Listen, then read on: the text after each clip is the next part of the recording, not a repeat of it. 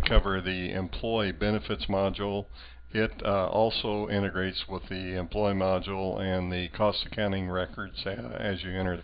To start the Road and Bridge, just double click on it and we'll minimize this and do your login. Whatever you have your username password set up under utilities and configure system security. When the quickest menu opens, just enter an E for employee benefits. Also, I think a B would get you to the benefits module. Once highlighted, press enter. And we'll do some looking at both systems there, so we'll spread this out just a little bit. The initial setup is in the payroll configurator. You have setups for your hourly and salaried employees, and edit the control file. You set up the earned hours earned, vacation, medical, sick, comp time, holiday, or other type hours earned.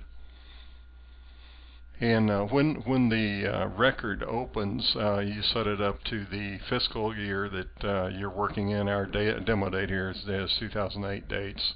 How many pay periods in that fiscal year, how many work hours needed to be turned in to vest the benefit hours, and the beginning day of the payroll period begins, the payroll period, PP, and the first payday, the day the checks are cut and distributed. And once you set this up, you hit the calc button and it generates the payroll periods for the year, excuse me, the period number, the period start date, period end date, and the payday date. So once you set up the parameters, also if you run this where you earn benefit hours on all hours worked, meaning you pay benefit hours when they take vacation time, you check this box.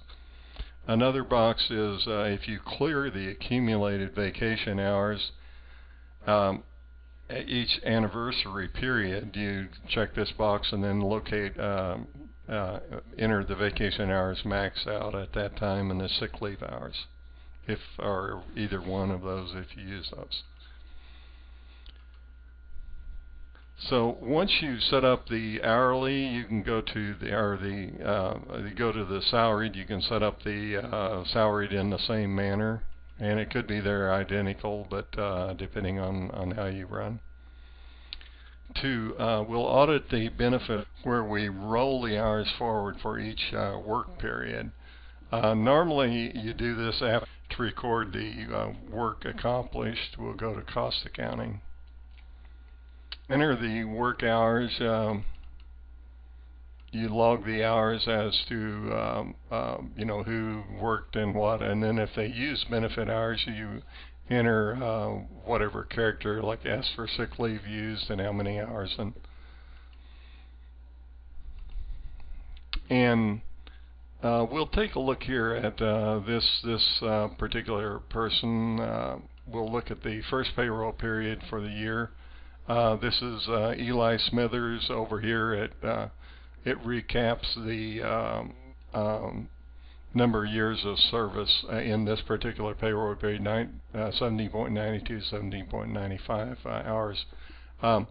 When you calc the record, this is the first payroll period, so you would also enter the beginning hours that you roll into the payroll period or the fiscal year with.